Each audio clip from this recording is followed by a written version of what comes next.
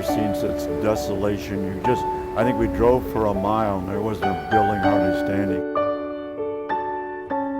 Nobody knew what was going on. They called the situation fluid, but fluid means that nobody knew anything. It was different. If I had done something else, I don't know what I would have done.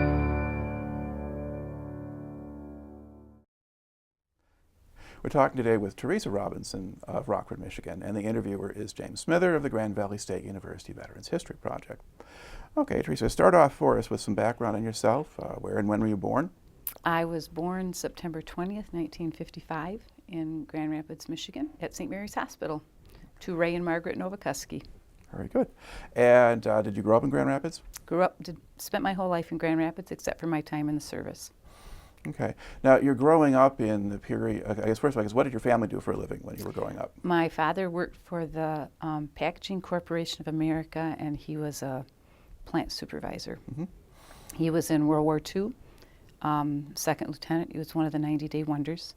Went in as a enlisted man, came out shortly after that as an officer, and did his time and came back here. Okay, and was that in the Army that he did that? He was in the Army, yes. Okay, all right. Now, as you're growing up, I mean, it's a very different kind of world from the World War II era, certainly. I mean, it is counterculture, it's beginnings of women's movement, there's also an anti-war movement going on, a lot of things happening at about that time. As all that's going on, late 60s, early 70s, I mean, what was your view of all of that? Were you part of it, or separated, or hostile, or? We used to, at home, we sat and watched the news a lot. It was a very big thing when they had the lottery drawing with the birthdays. Mm-hmm. I had a brother who was 4 years older than me, and we sat in front of the TV and watched all of that happen, and he was in like his birthday came out in the top 20, and my dad looked at him and said, well, you have a choice. You can wait and be drafted and go in the Army, or you can choose which branch you'd like to go into. And he went down and enlisted in the Navy. Okay. And was a corpsman. And my brother served stateside. Mm-hmm. They talked a little bit about it, but my dad, his experiences in World War II, he never, ever, he was in Germany. He missed the Battle of the Bulge by just a few days, or I probably wouldn't be here. Mm-hmm. He never, ever talked about it, ever, to anybody. And my brother went in, he went in, but it wasn't really talked about a lot.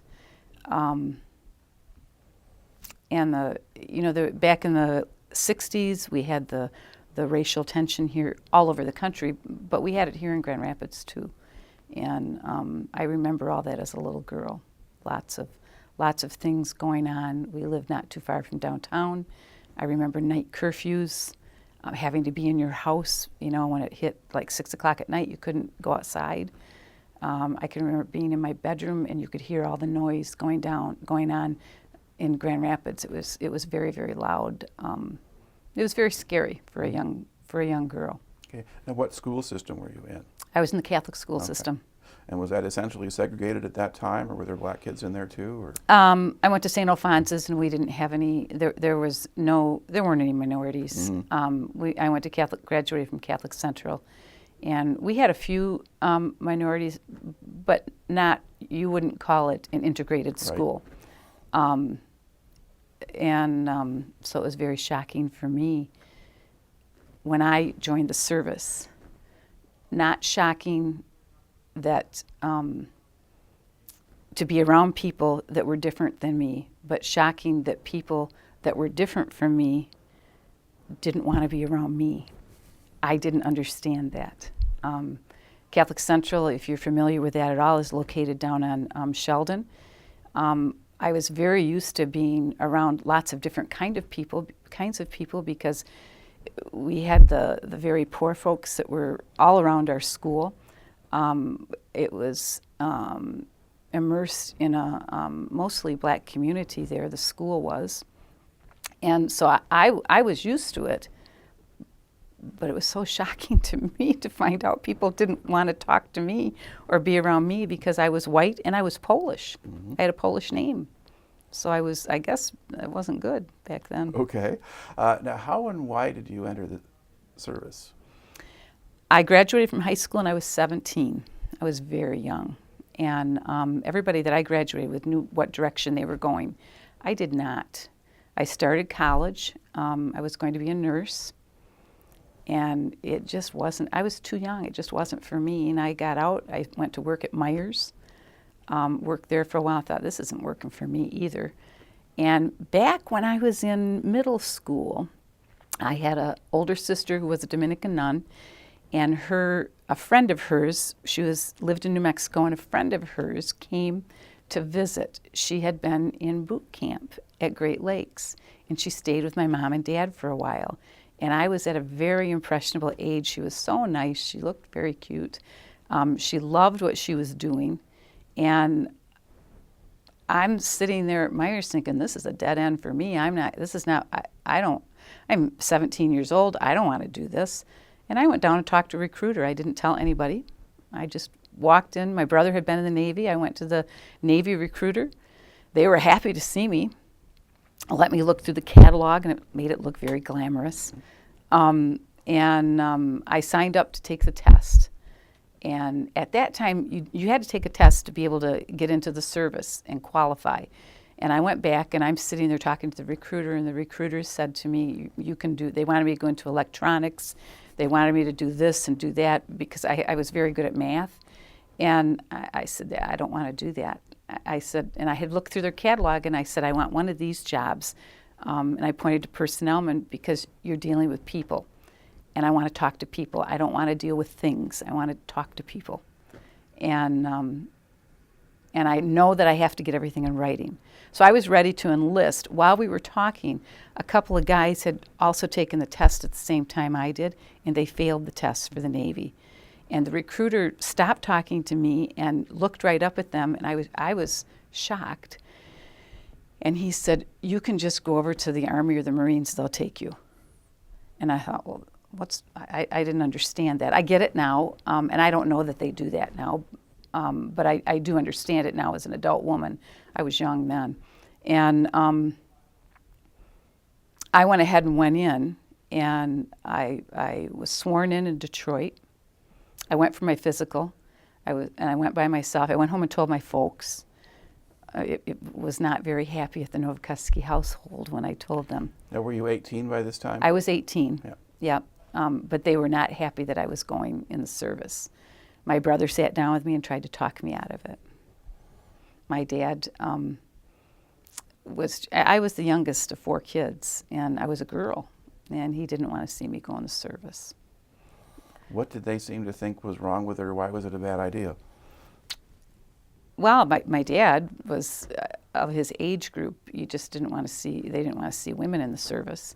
My brother never liked it in the service, and he went in under duress because his number came up and he had to go in, and he could not understand why I would volunteer. But there was, and I know now when I look back on it, it was a power greater than myself had a plan for my life, and this was what I was supposed to do. Okay. Other thing I noticed about what you said so far is you mentioned they were offering you careers with electronics and things like that. This is the point basically when the military is beginning to open up new options for women that they couldn't do before, more kinds of jobs, because earlier it would have been clerical work, nursing, Right. not much else. Right. And now they actually want you, they might send you to some of the schools And I didn't want to do send it. them in, but that wasn't where you wanted to That go. wasn't, I knew myself well enough to know I would not have ever been happy. I would have been miserable. Okay. So now so you realize, okay, the Navy wants me, they don't want these other guys or whatever. Okay. Now, when you got back to your conversation with the recruiter there, did they say, okay, yeah, we can send you there, or what happened next? Send me to... Well, you want to do personnel training. Right. He said that wasn't a problem, but he had to look at his books to see when they could coordinate my boot camp with the A school. Right. And which put me joining in March of going on active duty March of '74. I think I enlisted like in February. Okay. And then where did you go for boot camp? Orlando, Florida. Okay. Now, were they doing boot camp at Great Lakes in those days? They or- were, Okay. but I don't think women went there. Okay. We were, when I got to Orlando, it was women and men together. Okay. What happens once you get to Orlando? What kind of reception or processing do you get there? Well, that was, I left out of Detroit. My mother and dad and my 2 aunts went with me to see me off. We spent the night before. My dad was very upset, very emotional, and wouldn't come downstairs. He didn't come and my mother was the only one that came and saw me off. I get on the bus. I couldn't understand why anybody was upset at all, because in my mind's eye, I was so excited. This was an adventure, something I'd never done before, and I was just really excited about going. And my mother's crying, and I'm waving in the bus, and I leave, and I get in the airplane. By the time I got to Chicago, I had to change planes, and when I boarded the plane, I ended up sitting next to another gal that was going to boot camp. She was from the UP, and I can't remember her name. I can see her, but I can't remember her name. We got off the plane in Orlando. We had a great time talking to each other and everything, and we get off the plane in Orlando, and there's a big guy there, and he could have been nice, but he was very stern and he was very forceful. And we got our stuff, and he was just talking very stern to us. And I can remember looking over at her and goes, God, I wonder what's the matter with him. And we got our luggage, and he ushered us to this bus, and we went in the back of the bus and sat down. We had to wait for 2 or 3 other planes to come in, so we just sat in the back of the bus. And all of a sudden, he gets on the bus. The bus is pretty much full with women and some guys. And he just started hollering at us. I mean, he's hollering off of this order and that order. And I thought, what in the heck is wrong with this guy? This isn't what I signed up for at all. If you just ask me, I will do this stuff. You don't have to be so forceful about it. Judas Priest. And this was at night too, and by the time we get to the base, they just put us in a standing barracks there, and they gave us some linens and told us to go to bed, and we put our luggage there. Well, holy cow, at 5 o'clock in the morning, 5:30 in the morning, they're making all kinds of noise. We got to get up, and they're telling us to hit the line, and here's all these people, all these women that don't know anything about the military, trying to wipe their eyes and going, what is going on? And we get to the end of the bunk, and he told us exactly what to do, and step by step, and we did it because everybody was afraid. And again, I looked at this gal and I says, everybody is yelling here. What is wrong with these people? And then from there, it became much more organized, and we were assigned to our companies. And there were 3 companies of women that started on the same day. And there were probably about 30 or 40 women in each company. And we were housed in the same barracks, 3 floors. And during our 9 weeks of boot camp, we were competing against each other, academically, physically, in every sense of the way. We were always competing against each other. Okay. Did it help you having had a Catholic school education when it came to discipline and taking orders? I was the only one that passed my locker inspection the first time. And all it was they just told you how to fold things and set it. Fold had to be going a certain way and had to be placed in your locker. And I'm sitting there and going, I'm the only one of all these women. And it was because of I got through boot camp probably much more easy because I was used to having to do what I was told without asking questions. Mm-hmm. That's good military practice. And at that time, I don't think a lot of the women understood why it was so important to do that. After I got out, I understood it. It's important because if you're put in a situation in the military and you have to follow orders, there is no time to ask questions. So they have to take all of these people that come from different backgrounds and they have to deprogram them and then reprogram them in that time. Okay. While you were there in boot camp, did you gradually figure out why they were yelling all the time, or was that still a mystery the whole time? Well, I figured it out, but it just seemed so senseless to me. I just didn't think you needed to do that, but.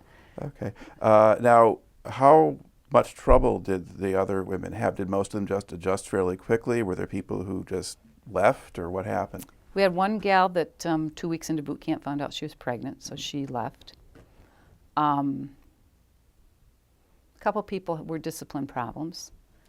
But for the most part, everybody we had to, unlike the guys when they were in, we had to make a flag.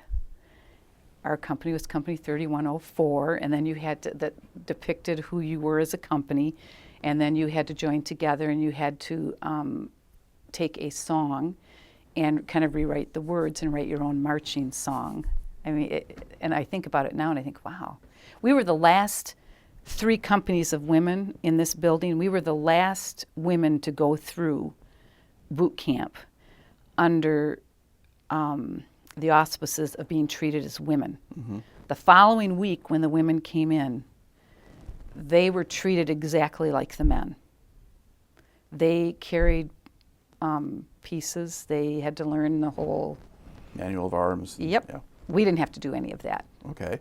We were not allowed to run. It was unladylike to run. I was in Orlando, so a lot of the physical things that we were required to do to get out of boot camp, some of them were waived because the weather, it was too warm and they couldn't have us out there doing that stuff. The obstacle course, we did some of it one day, but then they had to pull us all off. We had, very surprising thing to me was women that joined the service, the Navy, that were afraid of the water. I can remember women standing on the deck of the pool because you had these exercises you had to do to complete to be able to get out of boot camp, and they were afraid. They're crying on the deck, and I can remember sitting there thinking, why would you ever join the Navy if you're afraid of the water? That just seems crazy to me.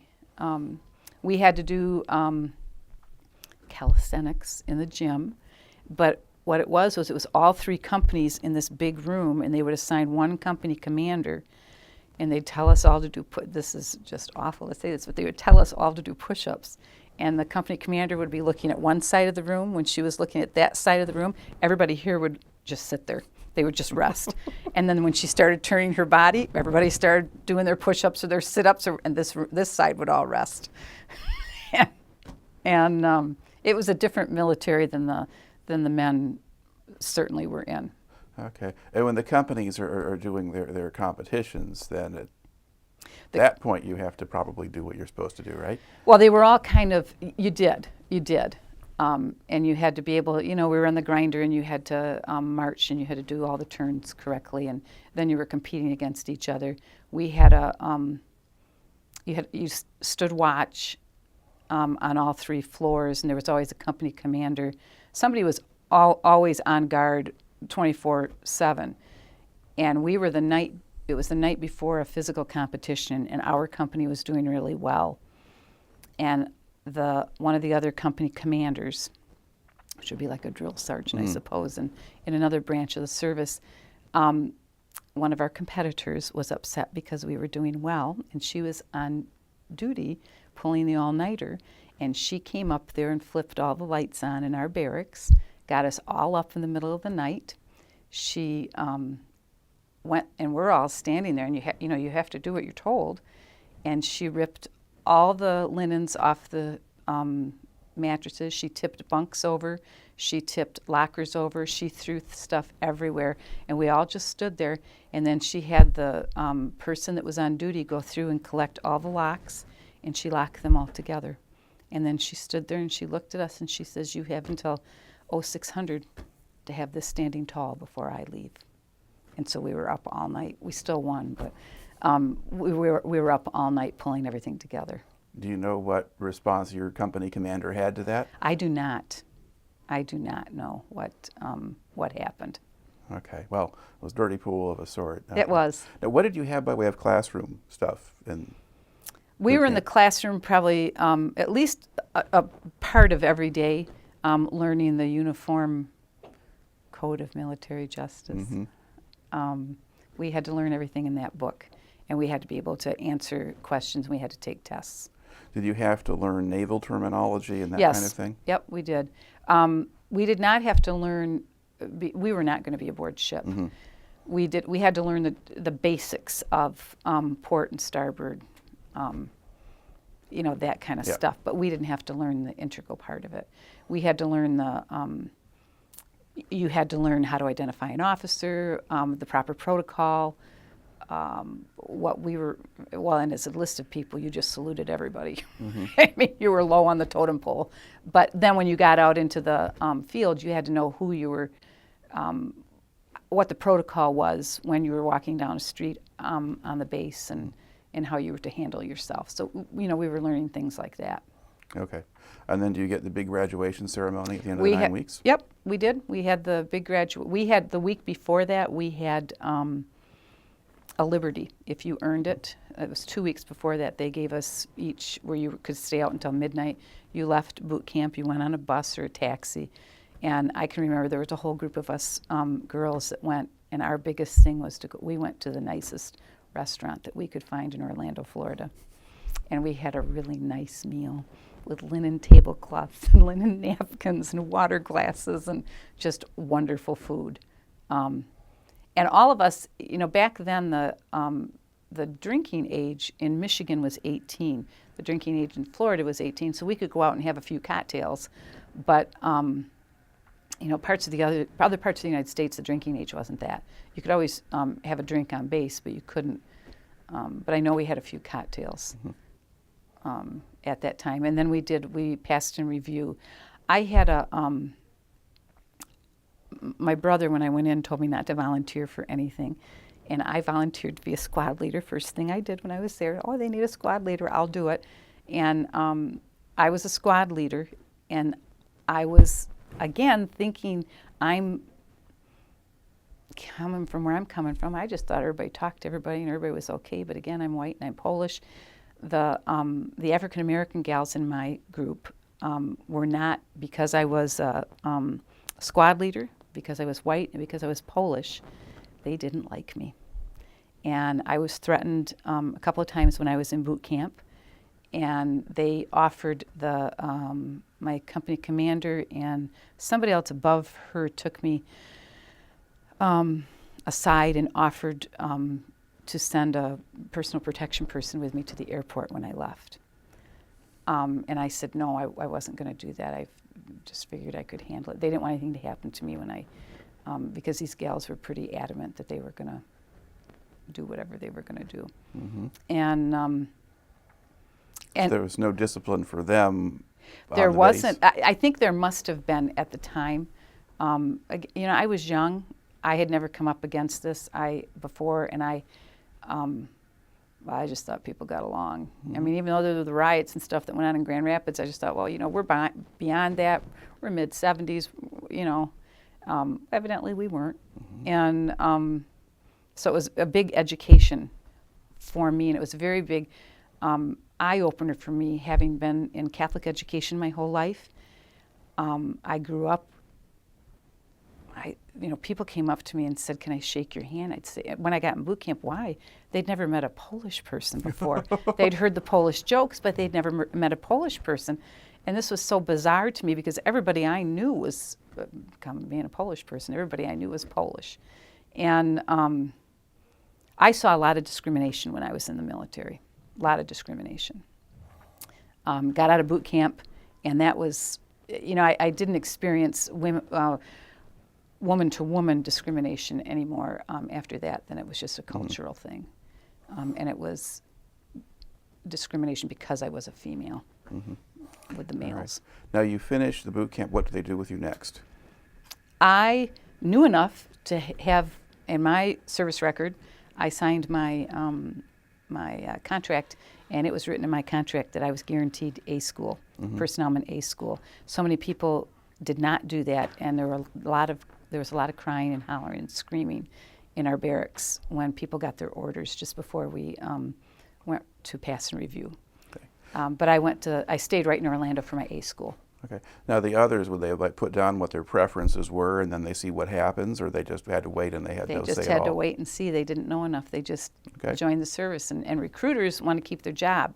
So they need to recruit so many people from their areas. I just went in armed with enough information when I went to my recruiter saying I won't sign anything unless it's specifically in writing how long my enlistment is, what I'm going to do. I want it all guaranteed. Right. Okay. And now, so you just moved to a different part of the base then and Yes. start the school? Yes. Okay. And now in personnel school, I mean, how was that different from boot camp?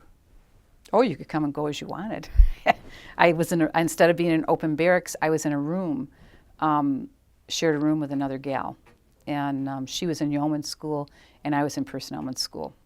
And we got up and went to school every morning, and then we usually went out at night to the enlisted men's club. We didn't have a lot of studying to do outside of school. It was all done right there in school. Okay. And what did you have to learn for personnel? I mean, what did the curriculum consist of? I had to learn to type, which I had some typing in school, but it's not really typing like typing long papers. It's knowing forms. So we had to learn the Bupers forms when somebody comes in, when somebody's going on leave, how to fill out a complete service record for enlisted men. You had to learn the terminology. Those kinds of things. You said Bupers forms? Bupers is the in Washington D.C. It's Bureau personnel or yep, something? Okay. Yep, it's where all the forms come from. Right. Okay. So that part wasn't necessarily all that complicated. Just memorize the stuff. And Yeah, well, it wasn't hard. I didn't find it hard. I suppose there's some people that did. I didn't find it difficult. And then I got then when you're in there, you fill out a dream sheet. And you fill out where you'd like to go. They want to know places in the United States and places overseas. And I ended up in San Diego. Okay. And where was that on your list? I don't believe I had San Diego on my list at all. Okay. I wanted to go to Spain. I remember having Spain on there. I don't know why I had Spain on there, but I had Spain on there. But I ended up at NAS Miramar right outside of San Diego. Okay. And what was your assignment there? I was assigned to their personnel office at VF 124.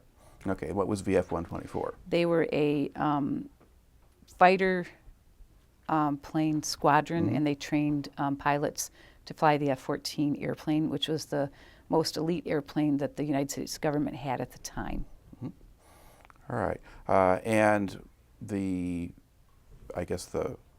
and what kind of work situation or setup did you have there? I was first assigned to the regular personnel office because even though it was a training squadron and there were a lot of people coming and going, the regular personnel office had the squadron had regular personnel that they were attached there all the time, the trainers and the staff supporting them.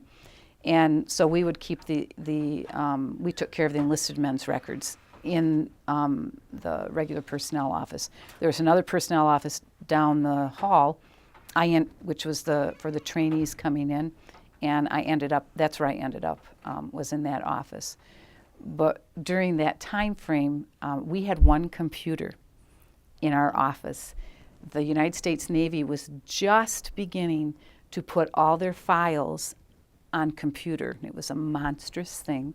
There was one person that was trained how to work on it, and her job was to sit there day in and day out and continually enter information so that we eventually ended up with all of our records on a computer. Okay. Now, at that point, how were they doing? Was it just typing into a keyboard? Were there cards? It was a typewriter, electric typewriter. typewriter. Okay. And that was somehow connected to the computer, so it would record the information? No. She had a regular keyboard. Okay. She sat at the desk next to me. She had a screen. It was just one of those big old computers, and she had a keyboard, and she would just sit there and do her little thing while the rest of us took care of the rest of the runnings of the office. All right. And about how many people would be in the office? 6. We had 7 enlisted, and 1 officer. Okay. And were the enlisted mostly kind of new people like yourself, or did you have some who were in there longer? I was probably when I got there, I was the low man on the totem pole, so to speak. Yeah. And was there much turnover in the time you were with the unit, or was it pretty much the same people? It was pretty much the same people. We had, it was mostly men. We had 3 women in there. The rest of them were men. And we had three Filipinos that were in there, and everybody made Polish jokes, which I didn't have a problem with. You know, I'd heard Polish jokes my whole life. A lot of them were pretty funny. Until one day, I turned around and called one of them a flip, or I said a Filipino joke or some such thing, and they went down to what was the office called? I can't remember what it was called. But they went down and talked to one of the officers at this office and reported me, and I went down there, and I certainly got a tongue lashing about making the comment about their heritage. And so I sat there and I looked at him and I said, I don't have a problem not saying anything. I just thought it was fair game because everyone has always made jokes about my heritage. In fact, they don't call me Novokuski. They call me Ski. I'm okay with it, but guess what? I'm not anymore. So I said, there'll be no more. If I can't joke, nobody else can joke. And I hated to do that, but if somebody's going to call me on the carpet for something, then I am going to stand my ground. What response did you get to that? Everything changed in the office. The whole atmosphere changed. And shortly after that, I was transferred down to student personnel. All right. Did that wind up being a more congenial place to work, or was it about the same?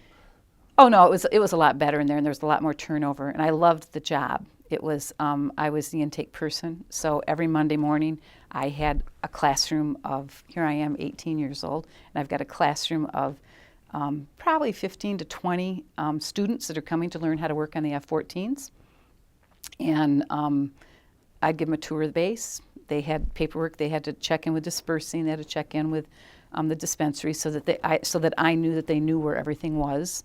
I would complete all their paperwork. I'd answer any questions they have.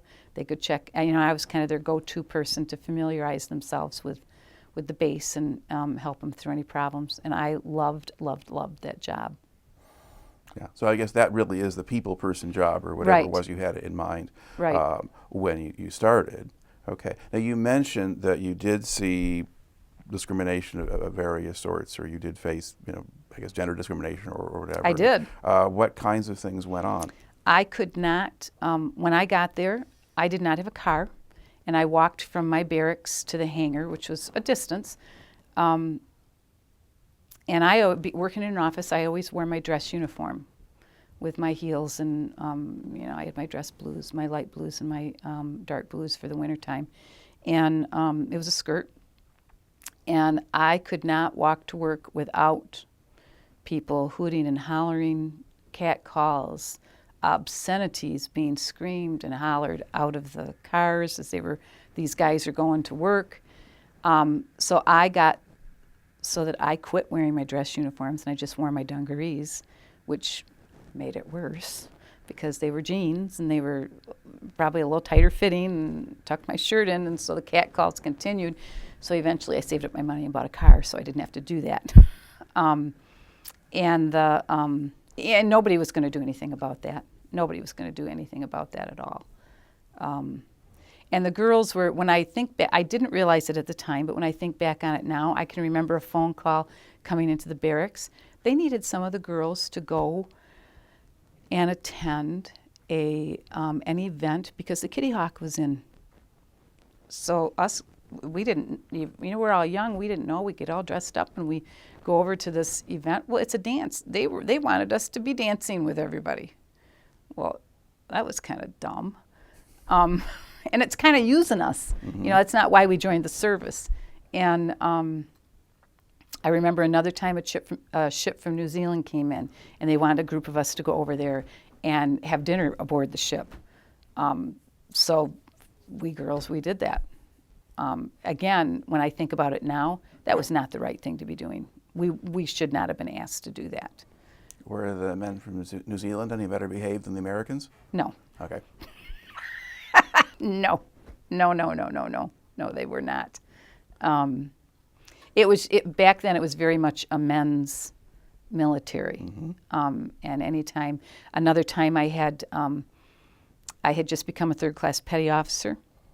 I was in student personnel. We had to, every week we did a super cleaning of the office, and somebody had to stay and supervise, and Lieutenant Commander Harmon said, I must have been Novokuski then. He told me to stay there and supervise. I said, yes, sir, I will. And they send the students in to do the work. Just so happened that one of the guys that came in was a second class petty officer.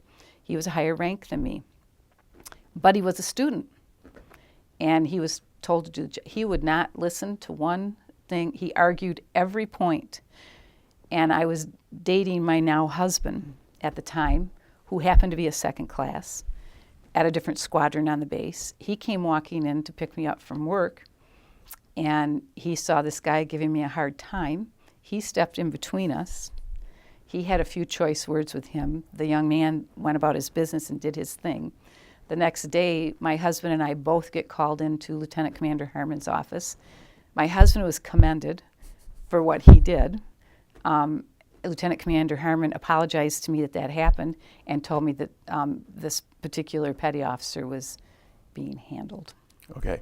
Whatever happened, I don't know. But he was gone for a while. Then he came back to the squadron, this young man, and he was always very nice to me.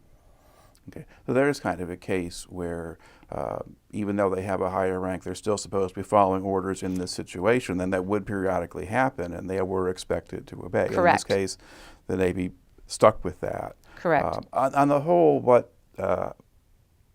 did you think of the people who were supervising you, whether senior NCOs or officers? I mean, how well did they do their job, or how well or not did they treat you? Well, when I was in the regular personnel office, the officers there, whoever was assigned to the office, they were always pilots. Mm-hmm. Their first love was flying. They really didn't care what was going on in the personnel office, so it was okay anything we did. Mm-hmm. Most of them were pretty. I think I had two different ones, and they were pretty darn easygoing. Mm-hmm. When I got to student personnel, Lieutenant Commander Harmon was our officer in charge, and he was an older gentleman, and he was just. I don't know that he was a pilot. I don't believe he was, so he had more of a hands-on, but he was a very, very fair guy. Mm-hmm. He was very, very fair. There was the Master Chief, since we had a Master Chief in our squadron that was reprimanded very, very highly, intensely for behavior that he had in the enlisted men's club that involved me, and frightened me because it took 3 guys to get him off of me, and he had had too much to drink, Mm-hmm. and they took care of him also. And he came and apologized to me, and it was the liquor that had, made things a little looser for him. And, so I experienced some things that I just was not. I grew up a lot. Mm-hmm. A lot. I learned to stand my ground. And I can remember being the F-14s, we had Iranian pilots all over our squadron, everywhere. There was certainly a difference. You did not see a lot of American pilots walking and talking to the Iranian pilots. The Iranian pilots never really spoke to any of us enlisted at all. But I can remember talking about it in my office, why are we doing this? Why? This is the best plane the United States government has. Why are we doing this? And nobody could answer that. We couldn't come to a conclusion, so I went and talked to one of the powers that be. Here I am, this young girl, and I sat down and, yes sir, no sir, and I just need to talk to you, sir. I don't understand why we're doing this. Why is the United States government training these pilots to fly the best plane that the United States government has? And he looked at me and he said, we're selling them planes, we're training them, but we're not selling them any parts. And I said, oh, and he says, and that's the end of the discussion. And I said, yes, sir. And I walked out. And I get it now. I didn't really get it back then. It just didn't seem like the right thing to do. All All right. Now, where in the process of all of this did you meet the fellow who became your husband? I had been at Miramar, probably about 6 or 8 months, and I met my husband in the enlisted men's club. We had a few drinks, and I smoked at the time, and I needed a pack of cigarettes. He said he'd take me, and the guy didn't have a car. We had like a little 7-Eleven store on base, and so he drove me over there, and I had just met him and his friends. One of my roommates in the barracks knew the group, but I didn't know them. And he took me over. Not only did he take me over, this is how nice he was. I smoked Virginia Slim's menthol. He went in as a guy and he bought Virginia Slim's menthol for me. I thought that was remarkable that he did that. Most guys would say, "Nah, I'm not going. You just go in and buy them." But he went in and he bought them for me. And while he was in there, he listened to country music. Of course, I should have known that he was wearing a cowboy hat, that would be his genre of music that he would listen to. But I did change I reset all of the channels on his radio. And later on, in years past, he said, that really ticked me off that you did that. But I didn't stop him, didn't stop us from, our relationship developed from there. And we got married while we were both active duty. So then you actually got your own car after you had started up with him? Yes. Okay. But I guess he still needed his car, so you... Well, he lived in one barracks, Yeah. and I lived in another barracks. And it was funny, I do believe, I could be wrong, but I thought their barracks were more open bay. We had rooms. And when I checked into my barracks, and I don't even know if I should be saying all this, but when I checked into my barracks, everybody kind of looked you over to see where they were going to put you, on what floor. We had the main floor, and then there was the second floor and the third floor. The second floor was regular women. The third floor was lesbians on one side and wild women on the other side of the third floor. And there was a TV lounge on each floor. And I can remember going up, I was on the second floor and I went up to the third floor to watch TV, and I'm sitting there with all these gals watching TV. And I don't know if you've ever been someplace where you feel eyes upon you. I'm sitting there watching a program and it's just like piercing. You can feel it burning. And I look up and everybody's looking at me. And they were looking at me not in a way that you would just they were looking at you like a boy would look at me. And I got up and I left the room because I was very uncomfortable. And I went downstairs and I got to talking to some people, and then they explained the setup of the barracks. I said, "How did you know to set me?" And the one gal says, "You can just tell when you come in, we talk to you and we have a little chat with you and we can just tell where you need to go." I says, "Oh, no kidding. No kidding." Okay. Now, did you have to do a lot of fending off the men? I mean, while you were there? It was there was certainly enough attention to go around. There was enough attention to go around. There was we had a Marine detachment at the end of our squadron, at the end of the building, and one of the officers down there said he had a Marine that had noticed me and really wanted to go out with me. Would you go out with him? And he was an officer, and I had talked to him. This particular gentleman, he's a lot older than me, talked to him many times. And I said, "Oh, okay." I trusted him. I said, "Oh, okay."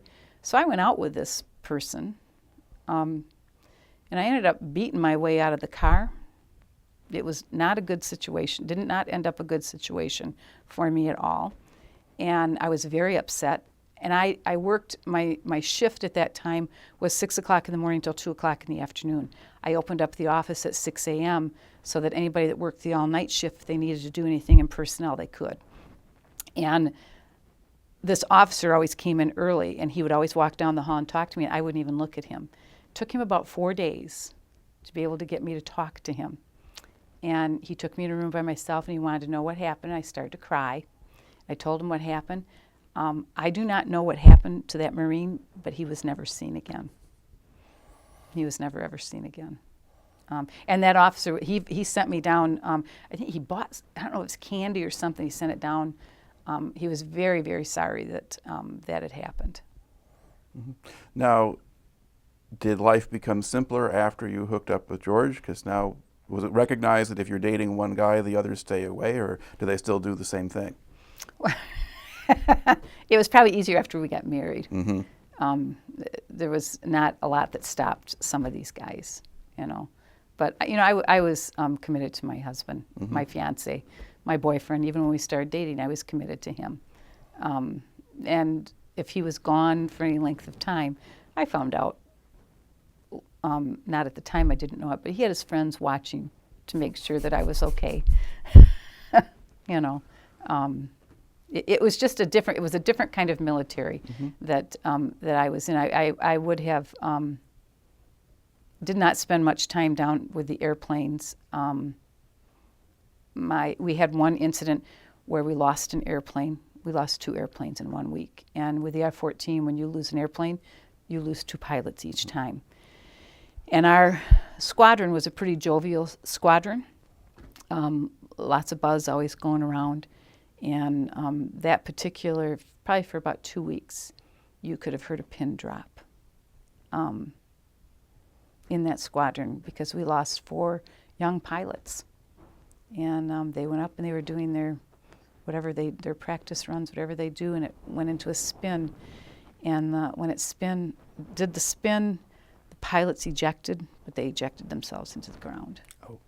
And you know, they were young. They were very young. A couple of them had families, and it was a very, very tough time around our squadron. Mm-hmm.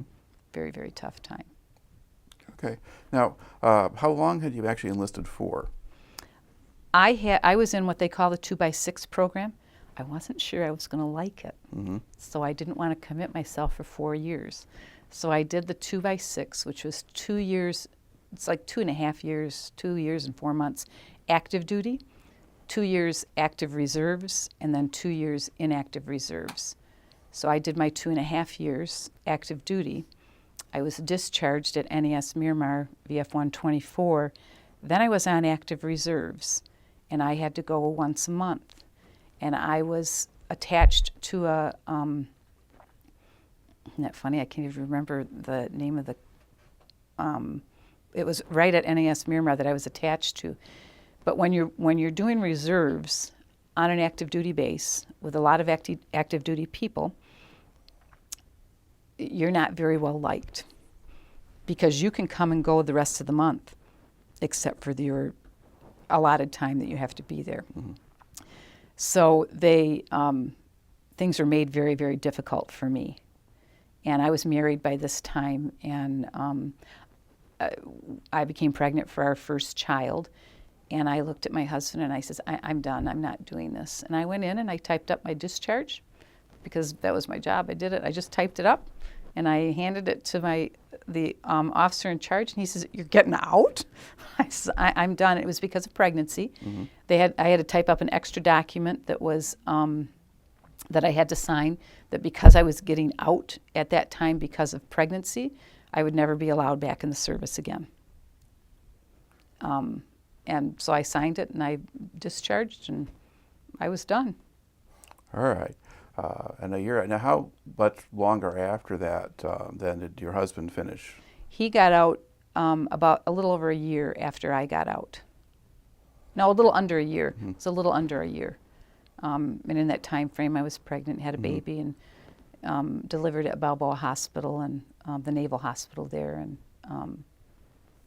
and it was a good experience. I couldn't say that it was a bad experience. There were short snippets of bad experiences in there, but I grew from those bad experiences. I became to understand the importance of the military. I became to understand all the talk that there was about Vietnam when it was going on, and all of the demonstrations they had and the bad things that people were saying were not. I was young, but as I got out of the military, I realized that's the wrong way to approach this, because those men and women that were over there, they were doing what their commander-in-chief told them to do. That was what they signed on for. Once I put my hand up and made my promises to our country. It was what you didn't have any choice. So the demonstrations were hurting the very people that were helping all the people here in the United States. And it was, to me, it was a very sad state of affairs. So as I grew older and different things happened in the United States, and for a long time I didn't even tell anybody I was a veteran. And then different things happened, and I started telling people that I was a veteran, and I was telling people, if you're going to demonstrate, you go ahead and demonstrate the cause, go after the politicians, go after the people that are making the decisions, but do something, on the other hand, to uplift the men and women that are over there ensuring the freedoms that you have to be able to demonstrate. Do not ever tear them down. Mm-hmm. Because they are the heroes. They are the ones that are ensuring that you and I are able to sit here and talk freely about everything. Now, at what point did you start getting involved with veterans groups? I didn't start getting involved with veterans groups until I am 59 right now, and it was probably in my late 40s, early 50s. I stayed away from it, and but then I got involved with the American Legion. And I went up the chairs. They call it going up the chairs. I was a junior vice, senior vice, and the commander of American Legion Post 258 here in Grand Rapids. And then I switched American Legion posts, and I now belong to Post 459. And I'm the current commander of the United Veterans Council of Kent County. Okay. Now, what led you to go and get involved with the Legion in the first place? It's my passion for veterans that served our country to make sure that they get everything that's deserving of them for their sacrifice. Because everybody that, and I'm not putting anybody down that did not serve, those people that had a loved one that served, they also served. I've given many talks to organizations, and I always ask the veterans to stand up and be recognized. But I also ask people, have you ever had a relative, a father, a mother, a brother, a sister, a cousin, a friend, a neighbor that served? And then I ask them to stand up. And I have everybody applaud them, because they too served while they were back at home praying, holding down the home front, keeping the economy going here. They also served. But the veterans that took that oath and said they would do whatever they were told to do, up to and for many, including giving their life, and the ones that didn't have to give their life but gave a limb, gave part of their mind, they have to live with that the rest of their life. And I'm here in Kent County, live in Kent County, and I'm trying to do my darndest to make sure that every veteran is taken care of and gets what they need. And how much contact do you have with some of these younger veterans, the ones who've come back now from Iraq and Afghanistan? I do not have a ton of contact with them unless they contact the United Veterans Council. Mm-hmm. I was just involved with the millage the Kent County Veterans Millage, and because of that, I've become involved with, it used to be called the Veterans Affairs Office. It is now the Veterans Services Office of Kent County. And it's staffed by all young veterans, much younger than me. And every time I go in there, you see the younger ones coming in there. And they need to start at a younger age, coming in and applying for these benefits that are due them. We as an American people owe it to them. Okay. And then a little bit different subject. I mean, in addition to being actively involved in veterans groups, you've also got a professional career yourself, right? I do. What do you do? I'm a real estate agent. Okay. And how long have you been doing that? 17 years. When my husband and I got out of the military, we had a family. We had 4 kids. I stayed home and took care of the children and ran the household.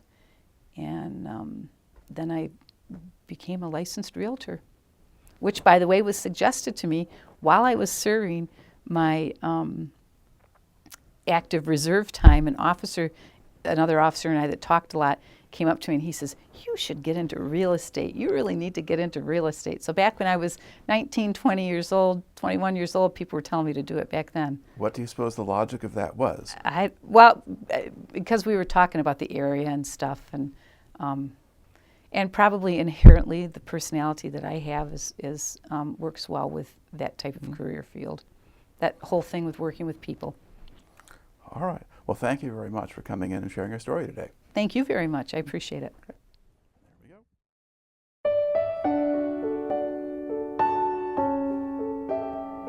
I never seen such desolation. I think we drove for a mile and there wasn't a building hardly standing. Nobody knew what was going on. They called the situation fluid, but fluid means that nobody knew anything. It was different. If I had done something else, I don't know what I would have done.